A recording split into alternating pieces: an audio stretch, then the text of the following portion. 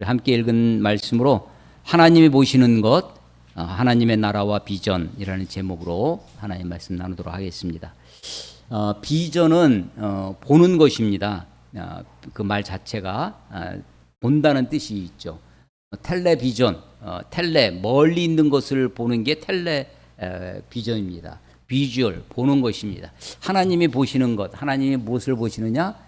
하나님이 무엇을 보고 계시냐? 하나님의 나라를 보고 계신다 라고 하는 것을 이 설교의 제목에 담고 있습니다. 이사야서를 우리가 함께 아침마다 묵상도 하고 또 주일에 그 한 주간의 말씀을 가지고 말씀을 나누고 있습니다. 이사야 선지자입니다. 선지자는 과연 무엇인가? 선지국이 생각나십니까? 선지, 미리 안다는 것이냐? 미리 선자에 알지자, 미리 아는 사람이 선지자죠. 히브리어로 하면 나비라고 합니다. 나비. 이 나비 있죠? 나비? 나비입니다. 다른 말로 하면 예언자입니다. 영화 같은 데 보면 영화 예지자라고 또 많이 나오는데 미리 안다라는 뜻의 예지입니다.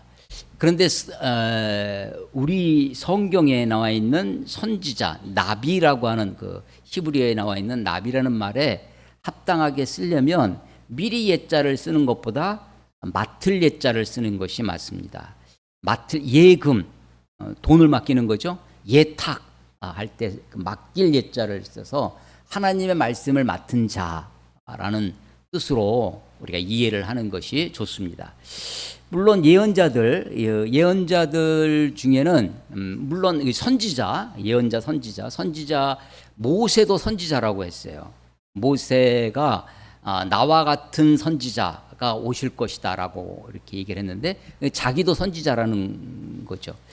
저 앞에 보면 아브라함을 또 선지자라고 했던 적도 있습니다. 블레셋 땅에 갔을 때 블레셋 사람들이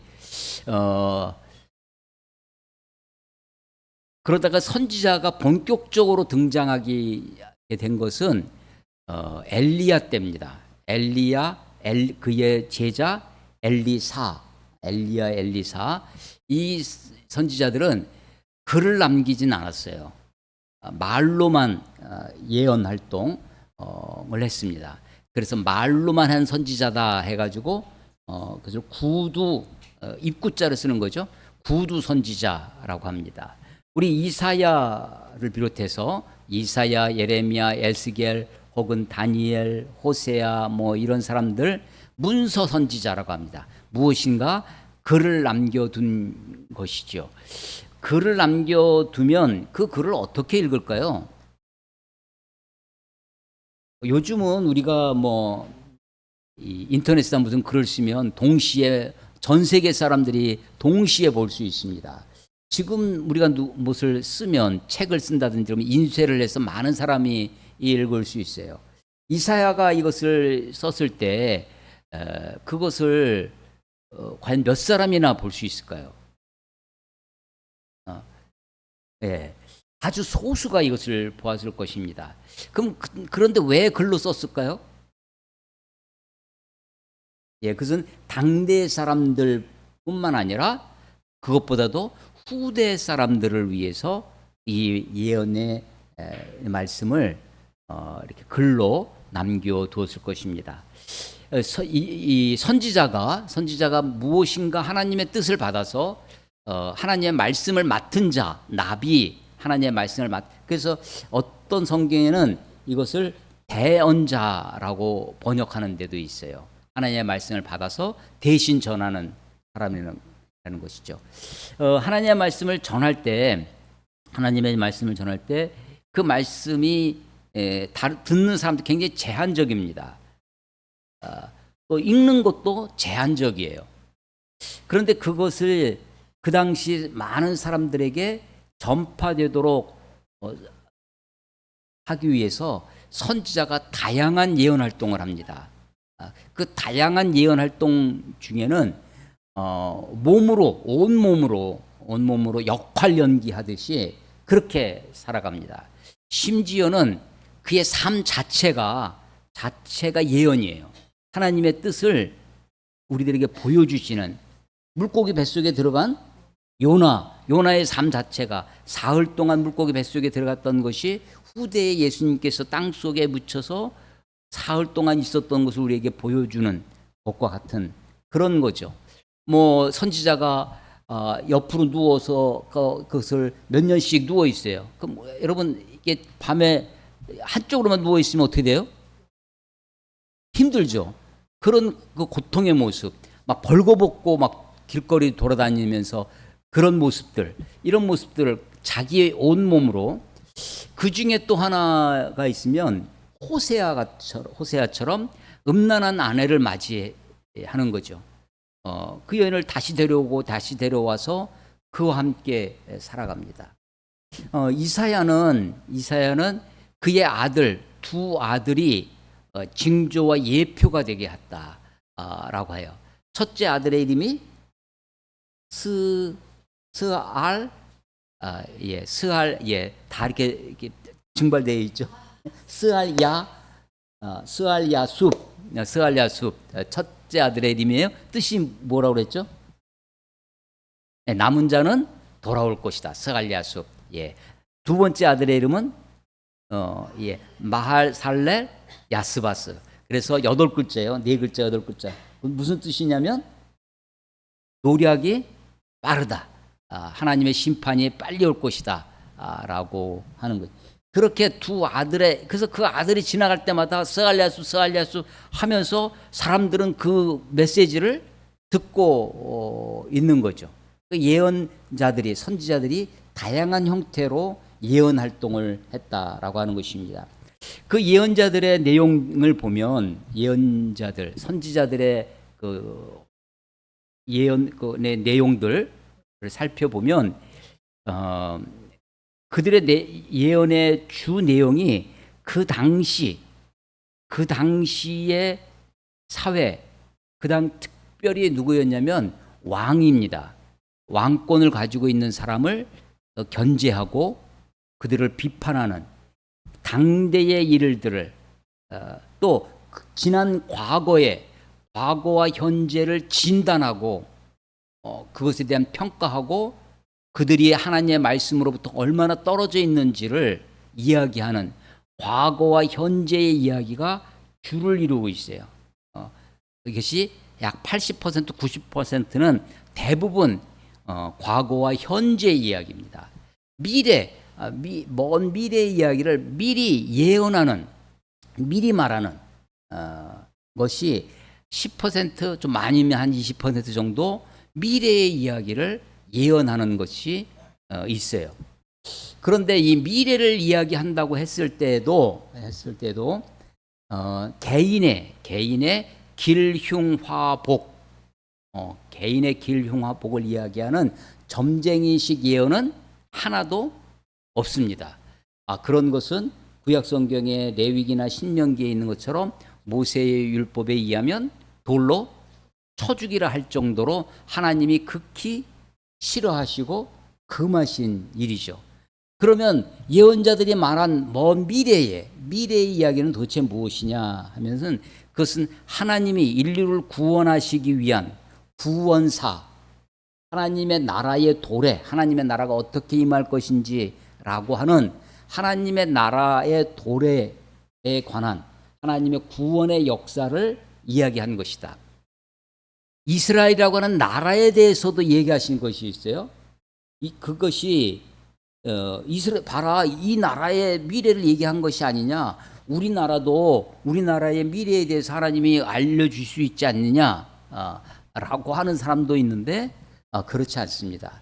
하나님이 이스라엘을 특별히 하나님의 구원의 도구로 선택하셨어요. 그래서 이스라엘 나라에 관한 것 같지만 그것은 하나님의 구원의 역사에 속한 것이다 라고 하는 것입니다. 그래서 개인의 길흉화복, 이 회사를 가면 좋냐, 저 회사를 좋냐, 이 대학을 가면 좋으냐, 저 대학을 가면 좋냐라고 점쟁이들이 가르쳐 주는 것처럼, 이 남자 괜찮냐 안 괜찮냐, 이런 개인의 길흉화복을 말하는 것은 다 점쟁이식, 술사, 해당되는 것이다 라고 하는 것입니다. 어, 예수님이 우리가 기독교라고 하는 것은 예수님을 믿는 것인데 예수님이 보여주신 하나님, 내가 곧 길이요 진리요 생명이 나로 말미암지 않고서는 아버지께로 올 자가 없느니라 라고 하셨. 예수님이 보여주신 하나님을 믿는 거예요. 예수가 그리스도라는 것을 믿는 것이고 예수가 하나님의 아들이심을 믿는 것이 기독교다라고 하는 것입니다. 예수님이 우리에게 전해주신 복음, 예수님의 복음의 핵심, 예수님이 우리에게 보여주신 핵심은 무엇이냐면 그것이 하나님 나라의 복음입니다.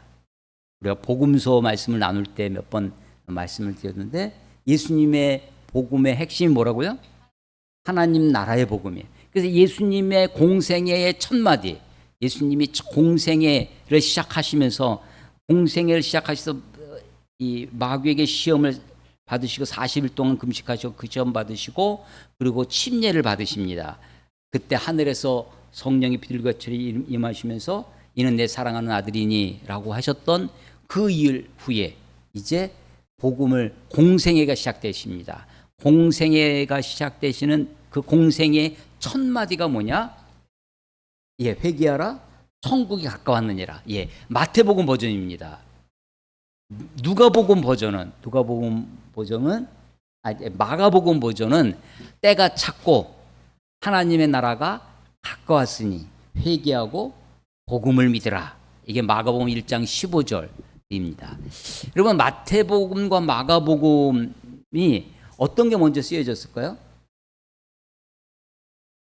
마가복음이 먼저 쓰여졌어요. 마태복음이 앞에 나와 있지만 마가복음이 먼저 쓰여졌습니다.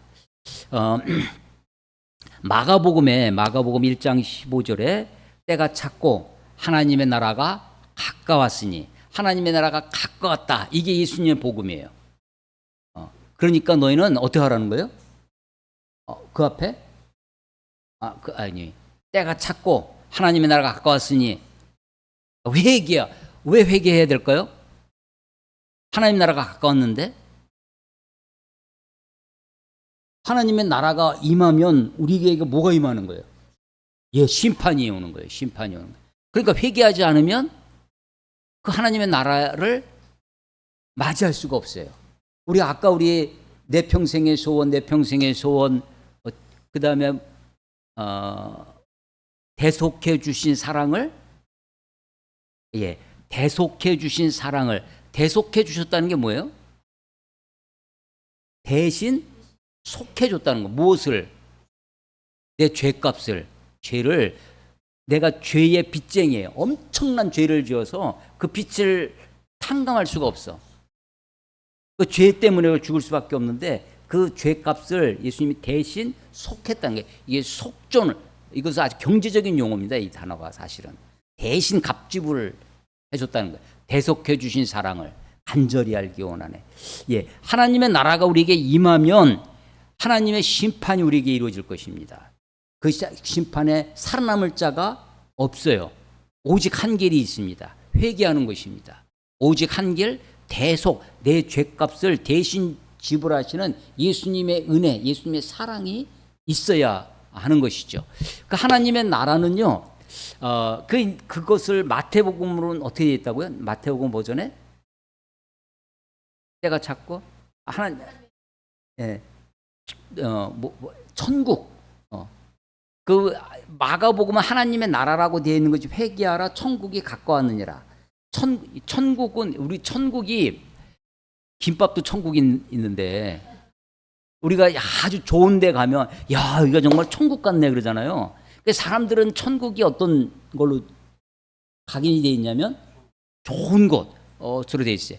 근데 그 천국이라는 말은 천국은 하늘나라죠. 하나님의 나라는 한자로 옮기면 신국이 될 거예요. 그런데 마태복음은 유대인들을 위해서 썼기 때문에 하나님이라는 단어를 쓰는 것을 조금 꺼려했어요. 그래서 하나님의 나라라고 하지 않고 하늘나라, 천국이라는 말로 되어 있지만 그것은 같은 것을 이야기하는 것이다. 자, 하나님의 나라는 우리나라는 어떤 나라예요? 우리나라의 공식 이름이 뭐예요?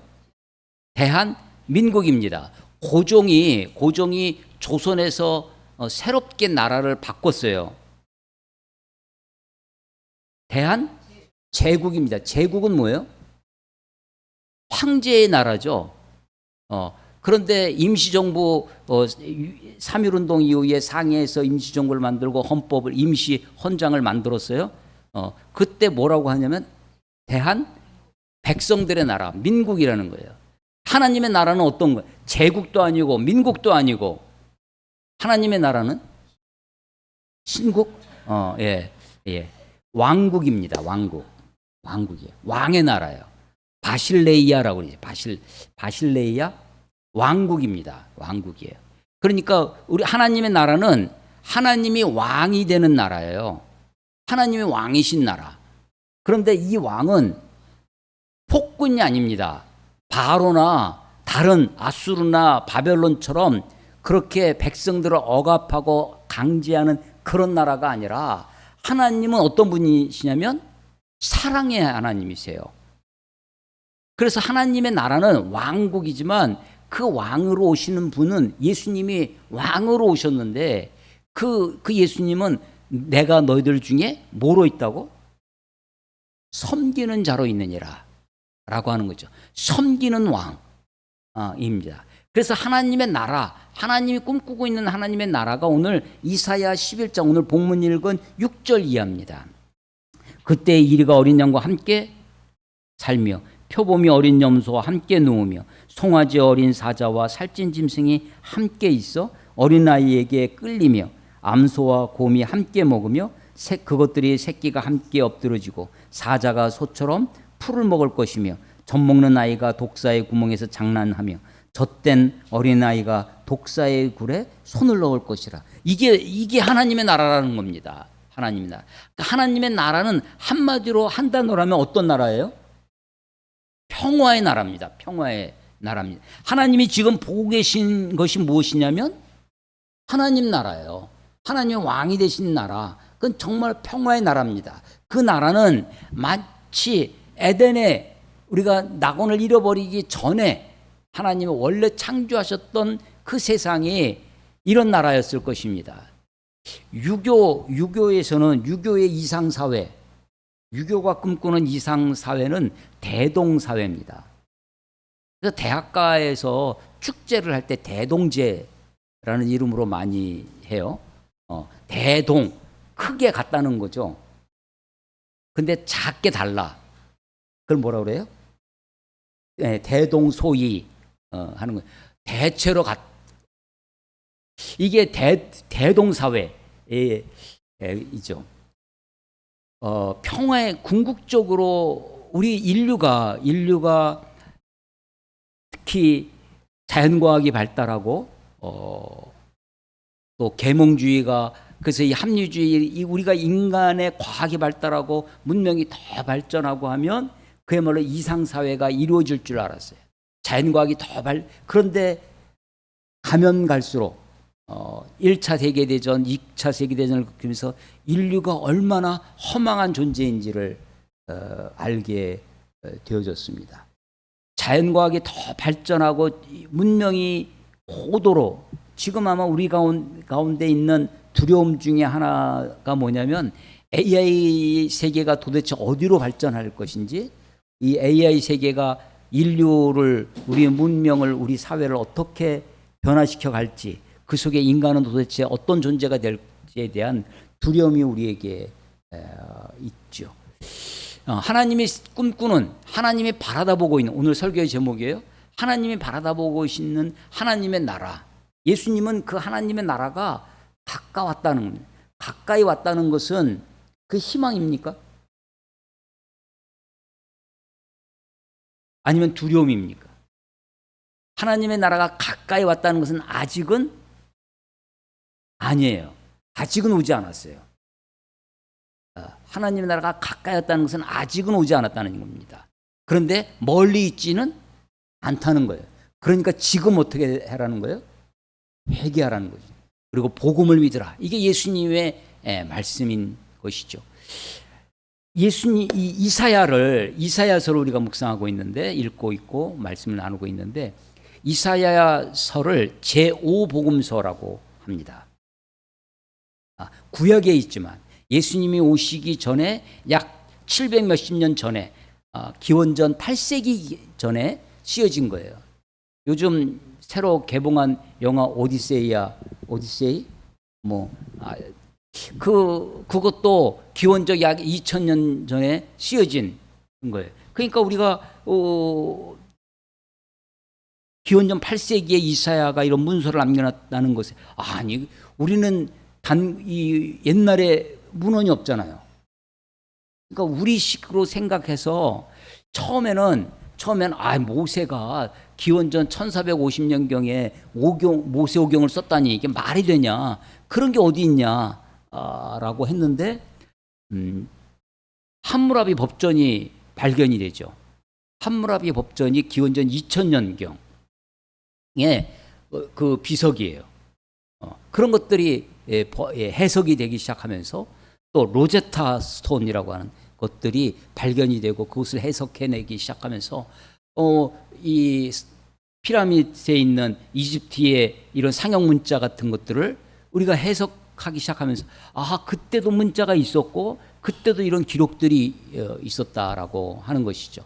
물론 우리가 지금 성경을 가지고 있는 원본이 없고 지금 다 사본 옮겨 적은 카피 사본이 있기 때문에 그래서 사본 우리가 가장 오래된 사본이 그동안에 1948년 그때까지만 해도 20세기 벌써 중반이죠. 그 전까지만 해도 약 1000년 전 10세기 9세기 그때 알렉산드리아 사본이 그런 데서 발견된 사본들을 가지고 있었어요. 그러니까 옮겨 적고 하다가 우리가 가지고 있는 1000여 년 전에 사본만이 있다가 이스라엘 사해에서 발견된 사본이 있습니다. 그걸 사해 사본이라고 하는데 그 사해 사본을 연구해 보니까 그게 기원전 2세기경이었대요. 그래서 벌써 1000년 이상의 간격을 뛰어넘었잖아요. 그런데 그 성경이 구약의 대부분을 있고 특히 우리가 보고 있는 이사야서는 그 사람들도 굉장히 중요하게 생각했던 모양이에요. 그래서 그 사람들이 기원전 2세기경에 이것을 옮겨 적으면서 이사야서는 특별히 주해를 달아놨어요. 거기에 이사야서 원본에다가 다른 그것을 자기네 공동체 그 사회에 모여서 하나님의 책인 이 율법, 이 하나님의 말씀을 후대에 전해주기 위해서 그것을 옮겨 적는 것을 사명으로 갖고 갔던 사람들입니다. 아마도 우리는 이것을 에세네파라고 우리가 생각이 되어지고 신약에 오면 침례 요한이 바로 그런 무리였을 것이다 라고 생각을 우리 학자들은 생각을 하는데 그 사람들이 남겨놓은 것이 있어요. 그래서 이 이사야서가 그 구약 성경을 이해하는데 신약으로 넘어오는 그 가교 역할을 하는데 굉장히 중요한 역할을 한다는 거죠. 그래서 이 이사야서의 별명이 뭐라고요? 제5복음서. 마태, 마가, 누가, 요한 뿐만 아니라 이 4복음서 말고 예수님에 대해서 알려주는 책 제5복음서라고 별명이 붙을 정도였다라고 하는 것입니다. 이사야서를 가지고 이제 설교를 제가 하고 있는데 제일 처음에 5장 설교를 했습니다. 포도원의 노래. 하나님이 좋은 땅에 포도원을 갖고 있다는 거예요. 거기에다 극상품 포도나무를 심었다는 거예요. 그래서 좋은 포도나무 열매를 맺기를 기대했는데 아주 그냥 나쁜 열매를 맺었다는 거예요. 그게 누구를 얘기하는 거예요? 이스라엘 민족을 얘기하는 것이죠. 그래서 그 포도원의 노래는 하나님의 노래, 하나님의 탄식이었습니다. 이게 첫 번째 설교의 제목이었어요. 하나님의 노래, 하나님의 탄식. 이사야를 부른 이사야 소명이 6장에 나옵니다. 5장 포도원의 노래가 먼저 나오고 6장 이사야를 성전에 하늘 보좌에 그 스랍들이 천사들의 거룩하다 거룩하다 하는 그 환상을 볼 때 거기에 나타난 것도 뭐였냐면 하나님의 탄식입니다. 누가 우리를 위해 갈고 하나님의 탄식. 그러니까 이사야가 번쩍 손을 들고 주여 나를 보내소서 내가 여기 있나이다 했다는 거 아니에요? 가서 전하는 게 뭐였냐면 하나님의 탄식이에요. 하나님의. 왜 하나님의 탄식하느냐? 내가 저들을 구원하려고 이렇게 오랜 세월 동안 하나님의 구원의 계획을 이루고 하는데 이스라엘 민족들이 소위 하나님으로부터 선택받은 민족, 선민이라고 하는 자들이 오히려 하나님을 떠나고 하나님을 버리고 죄악 가운데 있는 모습을 보고 하나님이 탄식하고 있다는 것입니다. 우리 앞으로 한번 가보겠습니다. 7장 1절. 7장 1절. 이사야서의 시대적인 역사적인 상황을 조금 다시 한번 보세요. 우시야의 손자 요담의 아들인 유다의 아하스 왕 때 아람의 르신 왕과 르말리아의 아들 이스라엘의 베가 왕이 올라와서 예루살렘을 쳤으나 능히 이기지 못하니라.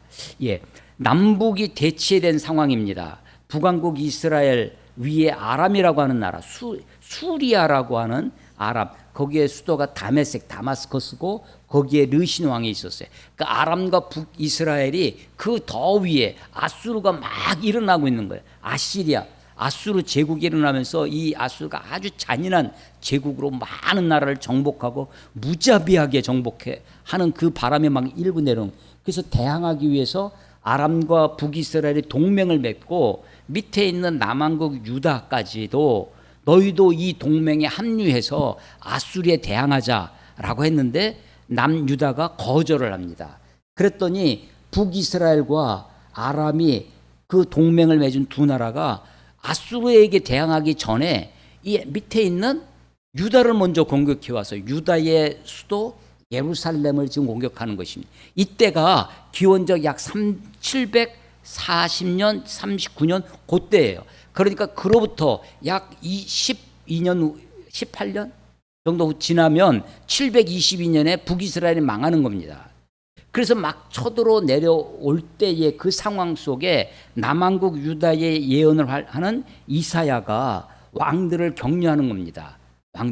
그런 나라를 두려워하지 마라. 아수를 두려워하지 마라. 하나님을 믿고 하나님을 의지하고 너희가 하나님 앞에 온전하게 살면 된다라고 하는 것이죠.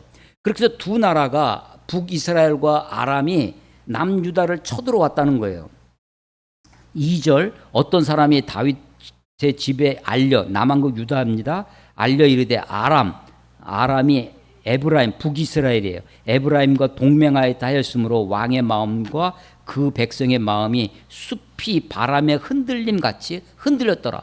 막 사시나무 떨듯이 떠는 거죠. 두 나라가 지금 동맹을 맺고 쳐들어오니까. 그때 이사야를 통해서 3절 스알 야숲과 함께 남은 자가 돌아올 것이다. 이 남은 자는 누구냐면 이 스알 야숲 이때 남은 자는 북왕국 이스라엘이 망해요. 북이스라엘 그런데도 그때도 하나님을 온전히 믿는 남은 자들이 있다는 거예요. 그 남은 자들이 돌아올 것이다 라는 것을 이야기해 주는 것입니다.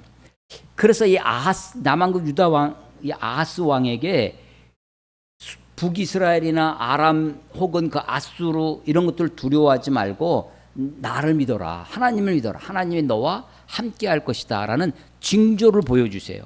그 징조가 7장 14절입니다.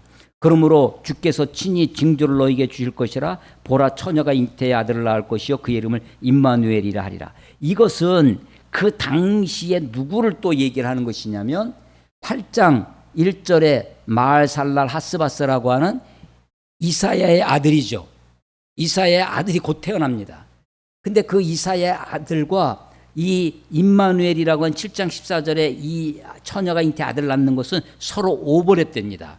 보세요. 7장 15절 그렇게 태어나는 그 임마누엘 그 아이가 악을 버리고 선을 택할 줄 알 때가 되면 철들기 전에 선을 택할 줄 알 때가 되면 엉긴 젖과 꿀을 먹을 것이라. 대저 이 아이가 악을 버리며 선을 택할 줄 알기 전에 내가 미워하는 두 왕 북왕국 이스라엘 왕과 아람 왕 그 동맹에서 쳐들어오는 그 땅이 황폐하게 되리라. 북이스라엘 망한다는 거예요. 그런데 마알살랄 하스바스 그 이사야를 통해서 태어나는 아들 8장 4절 보시면 이는 이 아이가 마알살랄 하스바스예요. 노력이 빠르다라고 하는 이름의 뜻을 가지고 있는 이 아이가 내 아빠 내 엄마라 부르기 전에 훨씬 더 빠른 거죠. 부를 줄 알기 전에 다메섹의 제물 아람입니다. 사마리아의 노략물이 아수르 왕 앞에 옮겨질 것입니다.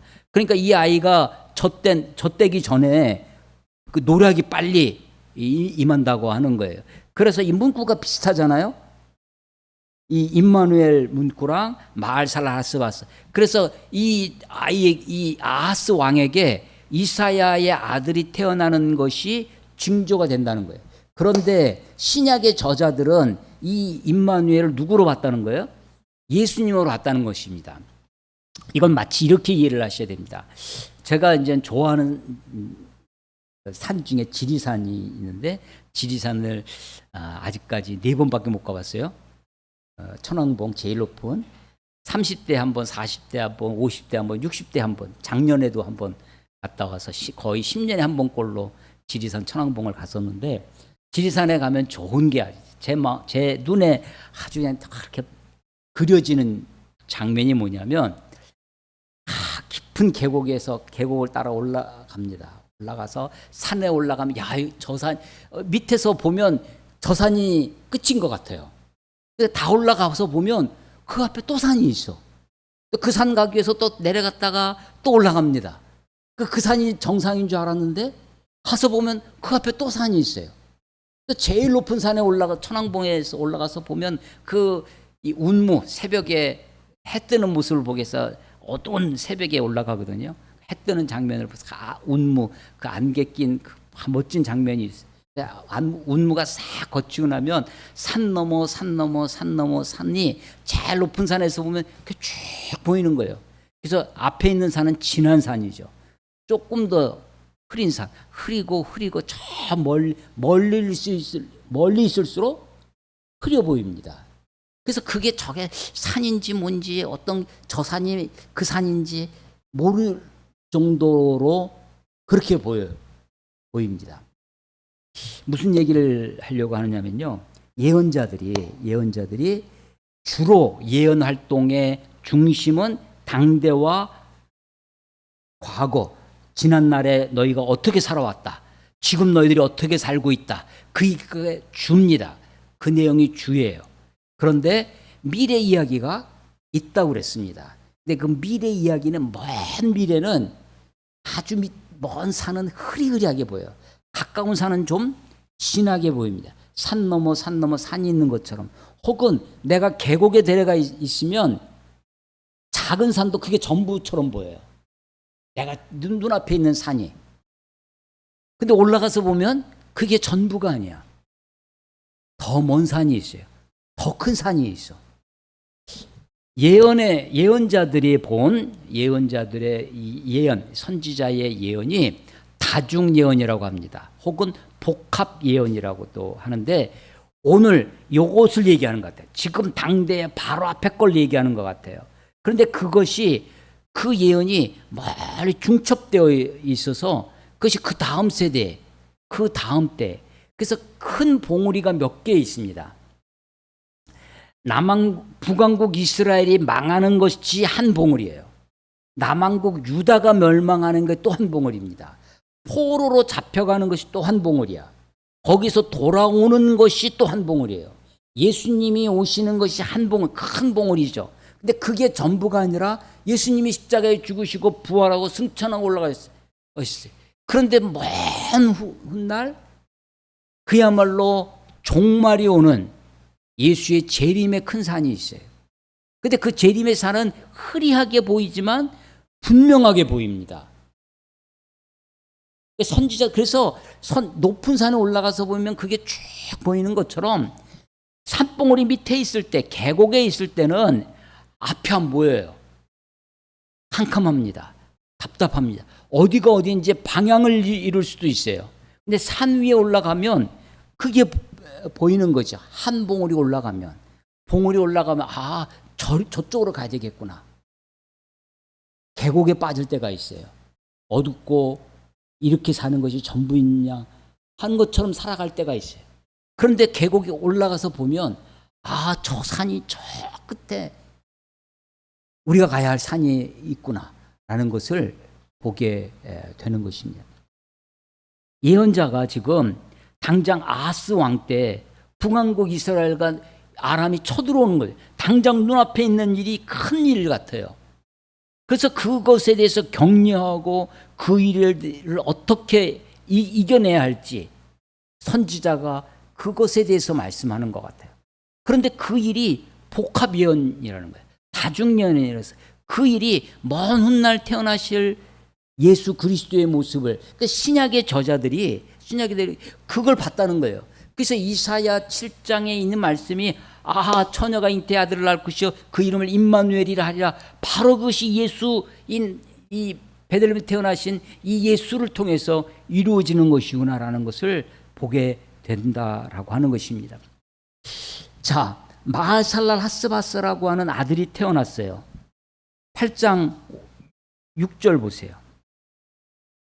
이 백성이 천천히 흐르는 실로와 물을 버리고 르신과 르말리아 북왕국 이스라엘과 그 아람 왕입니다. 아들을 기뻐하는도다 라고 합니다. 그런데 8절 보면 흘러 유다에 들어가서 이 7절에 그러므로 주 내가 흉용하여 창이란 큰 하수 곧 아수르 왕이 쳐들어온다는 거예요.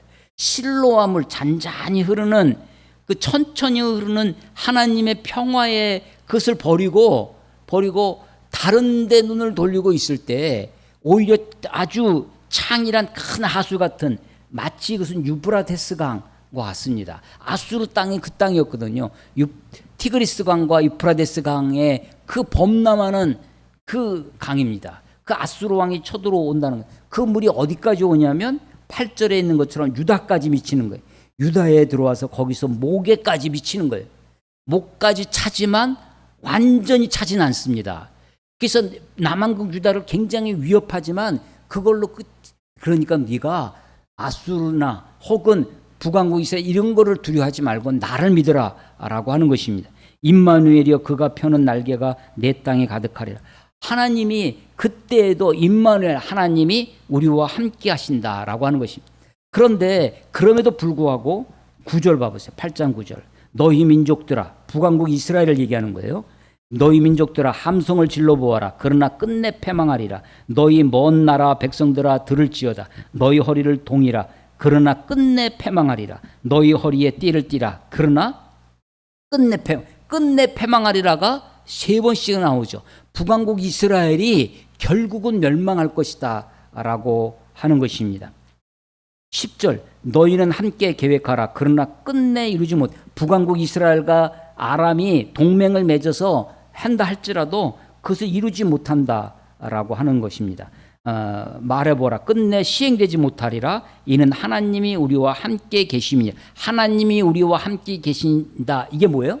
임마누엘이에요. 그러니까 이 7장 14절에 처녀가 잉태의 아들을 낳을 것이요 그 이름을 임마누엘이라 하라는 것은 먼 후대 700여십 년 후에 베들레헴에서 태어나신 예수 그리스도를 나타내는 것이긴 하지만 그게 본질이지만 그러나 그 신앙이 그 당대에도 하나님 우리와 함께 하신다고 하는 것이 아하스 왕과 그 유다 사람들에게 힘과 격려와 위로의 말씀이 된다는 것입니다. 그래서 이런 것을 무슨 예언이라고요? 다중 예언, 복합 예언이라고 하는 거죠. 이 말씀이 저 먼 뒤에 있는 것이니까 하나님의 나라가 이사야 11장에 있는 것처럼 어린아이가 사자굴에서 뱀과 독사들과 함께 뛰어노는 것이 멀리 있는 마지막 종말에 이루어질 그 하나님의 나라이긴 하지만 그것이 오늘 우리에게 사는 우리들에게도 힘과 용기와 위로가 되는 말씀이다 라고 하는 것입니다. 그래서 북왕국 이스라엘이 다 멸망하는데 그 멸망의 도구로 쓰이는 것이 누구냐면 아수르입니다.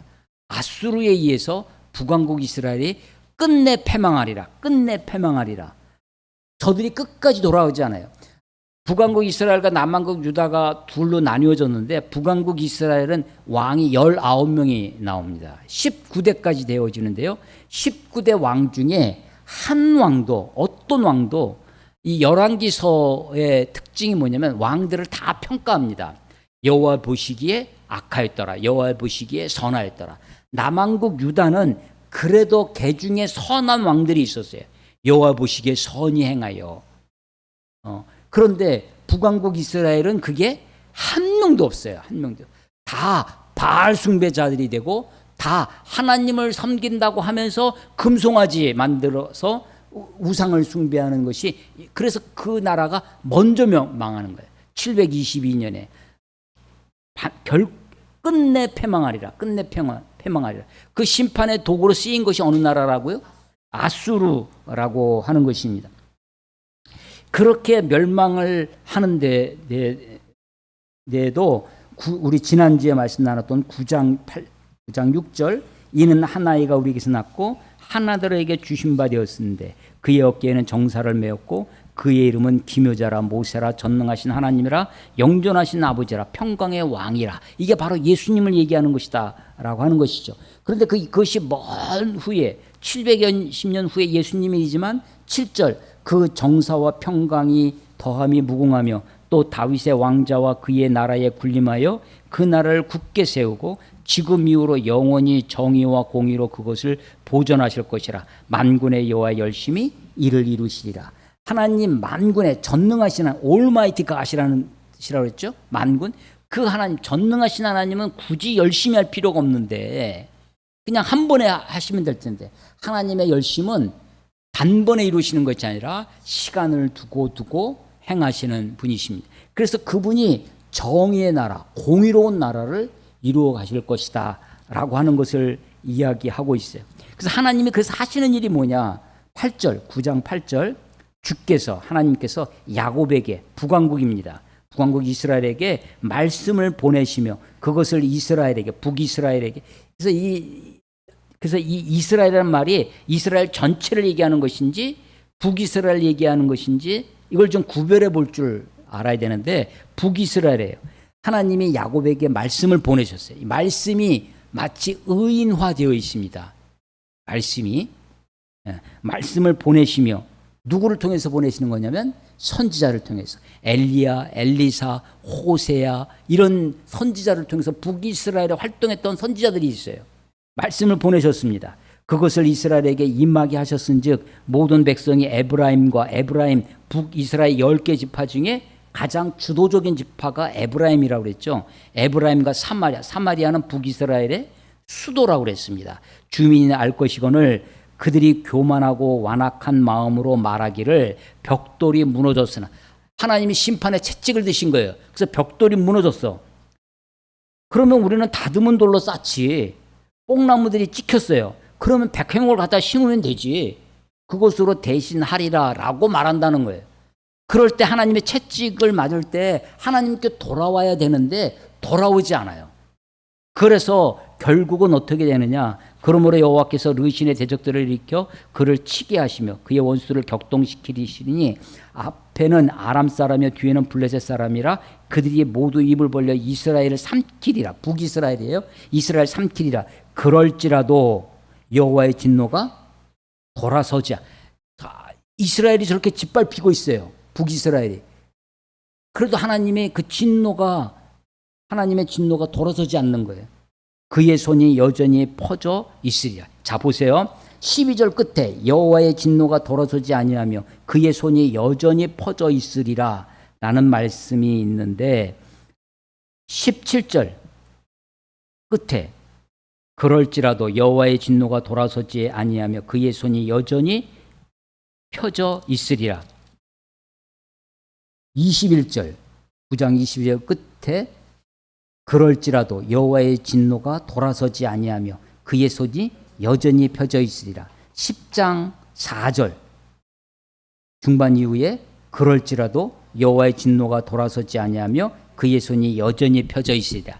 결국 끝내 패망하리라 라고 하는 거죠. 하나님의 진노가, 하나님이 얼마나 진노하셨으면 그 진노가 돌아서지 않는 거예요. 그래서 그들을 완전히 패망하게 하리라. 어떻게? 북이스라엘이. 그 심판의 도구가 누구였냐면 어느 나라? 아수르였습니다.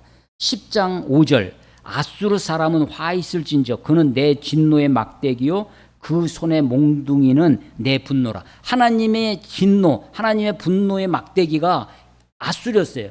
그래서 하나님의 도구로 자기가 쓰임받아. 그러면 아수르가 하나님의 뜻을 이루어 드리는데 쓰여졌어야 되는데 아수르는요 무자비한 곳으로 하나님 온데간데 없고 교만해가지고 완전히 그래서 하나님 이 아수르 사람 화 있을 곧바로 아수르가 망합니다. 누구에게 망하냐면 바벨로니아에서 다시 멸망해 한다는 얘기. 이 아수르를 심판하신다는 이야기입니다.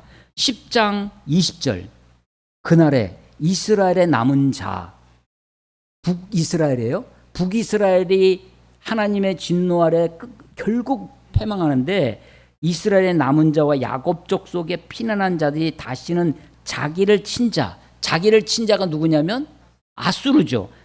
자기를 친 자를 의지하지 아니하고 이스라엘의 거룩하신 이 여호와를 진실하게 의지하리니 남은 자 곧 야곱의 남은 자 북이스라엘의 남은 자예요. 그 남은 자가 능하신 하나님께로 돌아올 것이라. 남은 자가 돌아온다. 누구예요? 남은 자가 돌아온다. 스알 야숲이죠. 이사야의 첫 번째 아들의 이름입니다. 그 남은 자가 돌아올 것이다. 북이스라엘이 결국은 끝내 패망하리라. 그렇지만 하나님의 진노가 돌이키지 않냐고 끝까지 저들을 멸망시키시는데 그래도 남은 자가 있다는 겁니다. 그래도 이 남은 자 사상을요 이 이스라엘 사람들에게 심어주시는 거예요. 남한국 유다도 망하죠. 바벨론에서 결국 망합니다. 성전이 무너져요. 그런데 그래서 이 이사야를 통해서 또 다른 선지자들을 통해서 이스라엘 백성들 마음속에 아하 북이스라엘의 남은 자가 돌아온 것처럼 남유다에도 하나님의 남은 자를 그루터기를 남겨두실 것이다. 뿌리 나무가 완전히 잘려서 나가지만 그 뿌리 밑에 그루터기가 남아 있다는 거예요. 남은 자가 돌아올 것이다라는 것을 그들의 마음속에 심어주는 것입니다. 10장 22절 이스라엘이여 내 백성이 바다의 모래 같을지라도 남은 자가 돌아오리니 넘치는 공의로 파멸이 작정되었습니다. 모래 같았었어요. 그런데 결국 남은 자만 돌아옵니다. 남은 자만. 이게 하나님의 메시지였습니다. 그런데 그렇게 해서 아수르에 의해서 결국 끝내 패망하리라. 하나님의 진노가 돌이키지 아니하고 저들을 완전히 패망하게 되는데 그때의 심판의 도구가 누구라고요? 아수르가 심판의 도구로 사용되어지는 것입니다. 오늘 본문 3이었던 10장 33절 봐보세요. 드디어 오늘 설교 본문에 왔습니다. 보라, 주 만군의 여호와께서 혁혁한 위력으로 그 가지를 꺾으시리니 장대한 자가 꺾일 것이요 그 높은 자가 낮아질 것이며 하나님이 그 혁혁한 위력으로 아주 그레이트 파워라는 거예요. 하나님의 그 힘으로 올마이티가 아시죠. 만군의 여호와 전능하신 하나님이 누구를 꺾어요? 그 가지를 꺾으시는데 어떤 자? 장대한 자를 지킵니다. 높은 자가 낮아지게 할 거예요. 쇠로, 이건 도끼를 얘기하는 겁니다.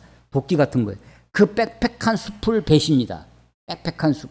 레바논이 권능 있는 자, 하나님에게 배임을 레바논의 백향목, 쭉쭉 뻗은 큰 나무, 빽빽한 숲, 그런 것들을 하나님이 다 베버리시겠다는 거예요. 그런데 오늘 11장 1절에 이새의 줄기에서 한 싹이 나며 그 뿌리에서 한 가지가 나서 결실할 것이다. 그래서 이 11장 1절은요 앞에 있는 것과 같이 읽어야 돼요. 앞에 그 빽빽한 숲, 레바논의 백향목에 있는 멋진 하나님의 그 높고 교만하고 자기심, 자기 능력으로 커져 있는 것들을 다 찍힌다는 거예요.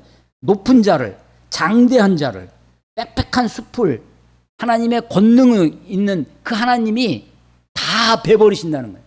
그런데 정작 하나님이 하시는 일은 뭐냐? 하나님의 방법은 이새의 줄기에서 한 싹이 나게 한다는 거예요.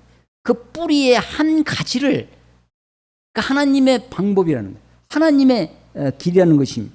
이것은 10절에도 이어지죠. 이날에 이새의 뿌리에서 한, 이 이새는 누구죠? 다윗의 아버지입니다.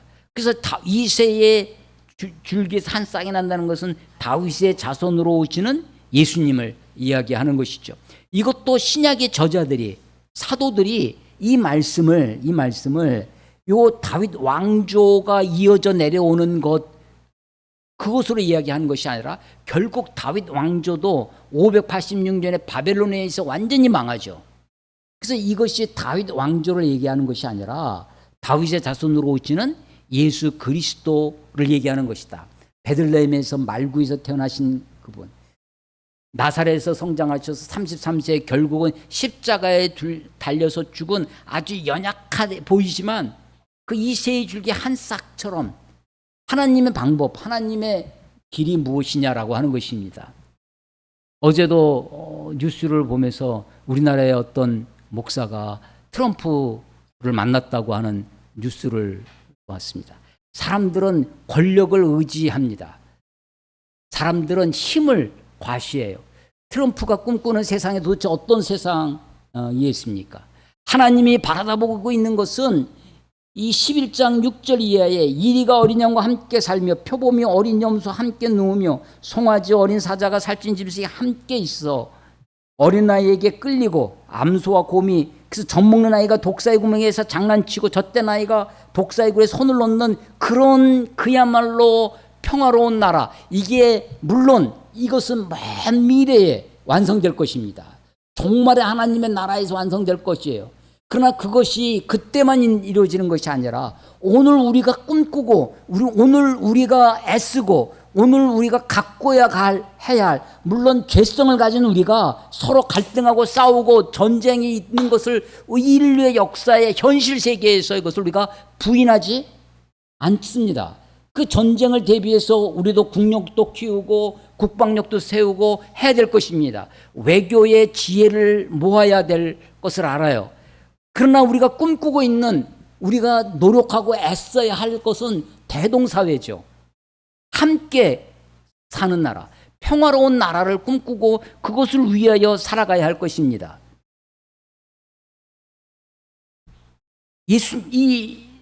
이사야가 지금 북이스라엘과 아람이 쳐들어와요. 지금 나라가 풍전등화입니다. 물이 지금 유다의 목까지 차올랐어요. 예루살렘은 망하지 않았지만 그 주변에 유대 땅이 짓밟히고 있습니다. 곧 나라가 망할 것 같아요.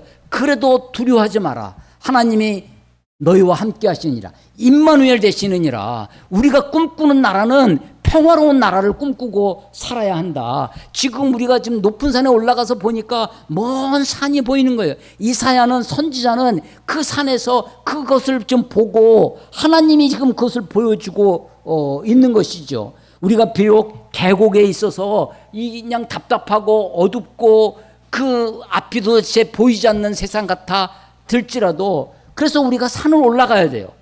산에 올라가서 보면 그 산이 보이는 거예요. 내가 계곡에만 처박혀 있으니까, 어두움 속에 있으니까 그것이 보이지 않는 것이죠. 지금 하나님이 원하시는 세상이 무엇이냐 하는 것입니다. 이새의 줄기에서 한 싹이 나고 뿌리에서 한 가지가 나서 결실할 것인데, 그것의 결정적인 힘은 2절에 있습니다. 그 위에, 그 싹 위에, 그 어린 생명 위에 여호와의 영, 곧 지혜와 총명의 영이요 모략과 재능의 영이요 지식과 여호와를 경외하는 영이 강림하실 것이다.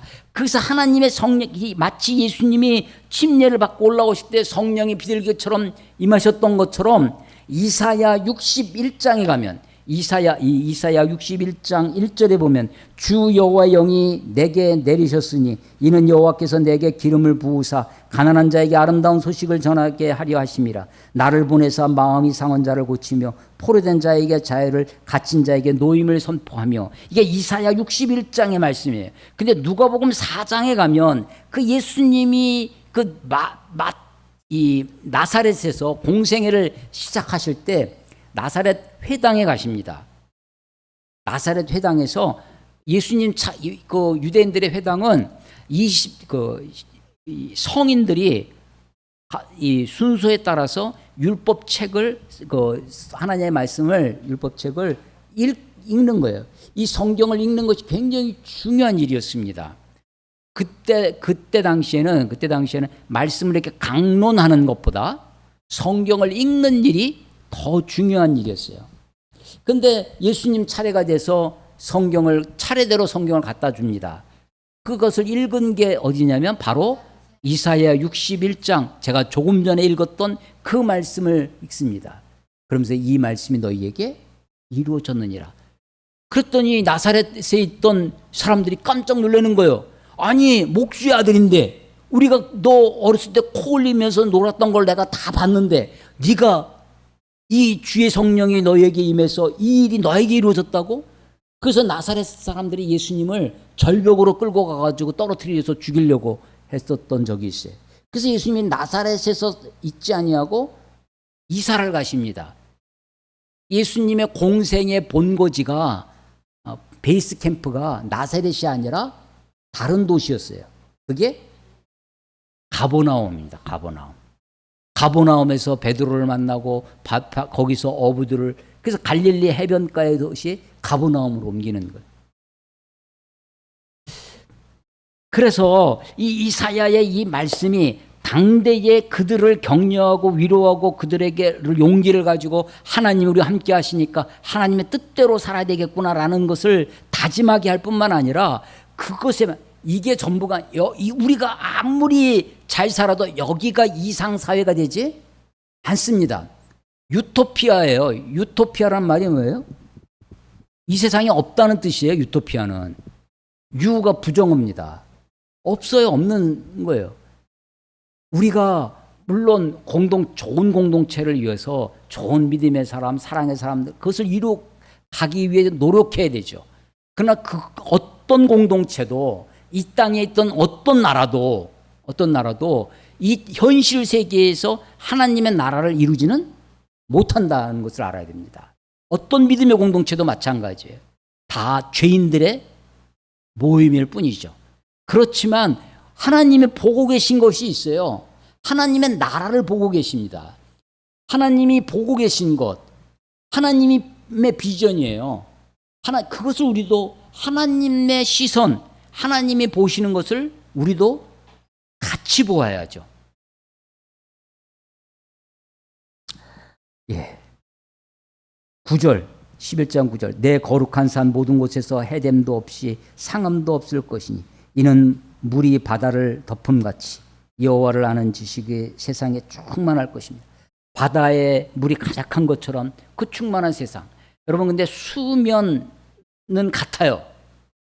근데 땅 속은 낮은 땅이 있고 깊은 바다에 있어요. 그 속은 온갖 것이 달라. 다 다르죠. 그렇지만 위는 수면을 이루고 있습니다. 물이 바다를 덮음같이 하나님의 평화, 하나님의 이 이 대동사회, 하나님의 그 나라가 어떤 것을 꿈꾸고 있는지 우리가 보아야 할 것입니다. 여호와를 아는 지식이 세상에 충만할 것입니다. 내 평생의 소원 예수도 알기 원하네. 내 평생 소원 하나님을 알아가는 것입니다. 하나님의 말씀이 구약에 수천 년 전에 있었던 그냥 옛날 사람들의 이야기가 아니라 오늘 우리에게 어떻게 우리를 격려하시고 우리의 삶을 어떻게 살아가야 할지 용기를 주시고 위로하실 것입니다. 뿐만 아니라 이 말씀은 오늘에 집착하지 아니하고 우리로 눈을 멀리 보게 하셔서 하나님의 나라, 하나님의 비전을 우리도 보게 하실 것입니다. 신앙은 믿음이란 먼 그날을 바라다보는 거예요. 그렇다고 해서 우리가 그에서만 종말의 신앙이라고 하는 것이 그래서 그것만 살고 오늘을 방기하고 오늘의 삶을 무책임하게 겟세라세라 혹은 오늘 여기가 좋사오니 하고 사는 것이 아니라 오늘도 하나님의 왕 되심을 고백하며 주인 되심을 살 뿐만 아니라 우리가 먼 미래를 그래서 복합 예언, 다중 예언처럼 이 말씀이 오늘을 살아갈 뿐만 아니라 우리의 먼 미래도 꿈꾸고 살게 하는 것입니다. 11절 그날에 주께서 다시 그의 손을 펴사, 우리 아까 하나님의 진노를 돌이키지 아니하시고 그 진노의 손을 계속 펴고 계신다고 했는데 이제 그 손은 구원의 손입니다. 주께서 다시 그의 손을 펴사 그의 남은 백성을 아수르와 애굽과 바르도스와 구스와 엘람과 시날과 하맛과 바다 섬들, 지중해에 있는 그 모든 그 당시의 세계를 대표하는 것입니다. 그 사람들을 다 돌아오게 하실 것이라. 아니, 북왕국 이스라엘에게서는 스알 야숲 그 사람들만 돌아왔어요. 남은 자만 돌아올 것입니다.